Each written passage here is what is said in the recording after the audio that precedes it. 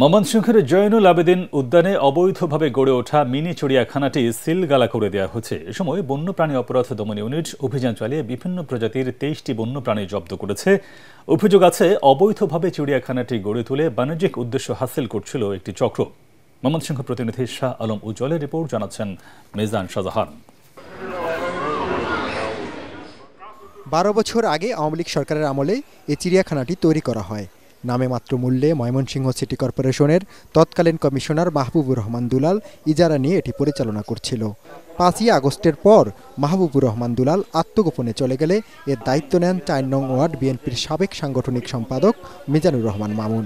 অস্বাস্থ্যকর না, আমরা প্রতিদিন সকালে পরিষ্কার করি, খাবার দাবার দিই, দেওয়ার পরে দুপুরে দর্শনার্থীরা দেখতে আসে, যে সময় ওই সময় একটু গন্ধ হয়ে যায়। ওয়ালটন আবারও মিলিনিয়ার অফারে ওয়ালটন ফ্রিজ কিনে আপনিও হয়ে যেতে পারেন মিলিয়নিয়ার। ব্যক্তি চিড়িয়াখানা তৈরি করতে পারে না, এটা বাংলাদেশের আইন সাপোর্ট করে না, কিন্তু আইনকে ভায়োলেট করে ক্ষমতা বলে এখানে এই চিড়িয়াখানাটি চলছে। ভালুকটার অবস্থা তো খুবই খারাপ, পচা দুর্গন্ধ, এখানে মানে প্রত্যেকটা প্রাণীর শরীরে পচন ধরেছে। এখানে ভালো মানের ট্রিটমেন্ট পায় না, ভালো মানের খাবার পায় না, তাদের এখানে অনেক অবহেলা। সম্প্রতি চিড়িয়াখানার ভেতরে থাকা একটি ভালুকের গায়ে পচন ধরে দুর্গন্ধ ছড়ালে সামাজিক যোগাযোগ মাধ্যমে সমালোচনার ঝড় বয়ে যায়। এই সূত্র ধরে অভিযান পরিচালনা করে বন্যপ্রাণী অপরাধ দমন ইউনিট।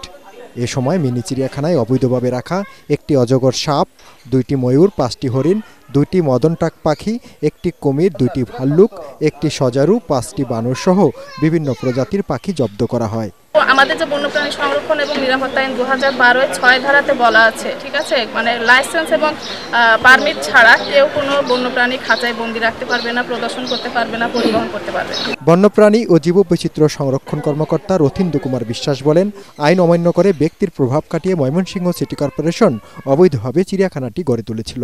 আমাদের কাছে তথ্য ছিল এখানে অবৈধভাবে বেশ কিছু বন্যপ্রাণী খাঁচায় বন্দি রেখে প্রদর্শন করা হচ্ছিল। এটা আমাদের বন্যপ্রাণী সংরক্ষণ এবং নিরাপত্তা আইন 2012 এর পরিপন্থী।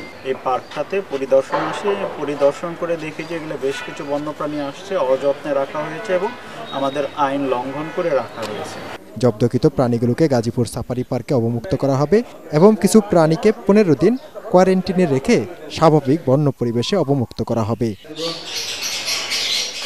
Bureau report, ATN Bangla.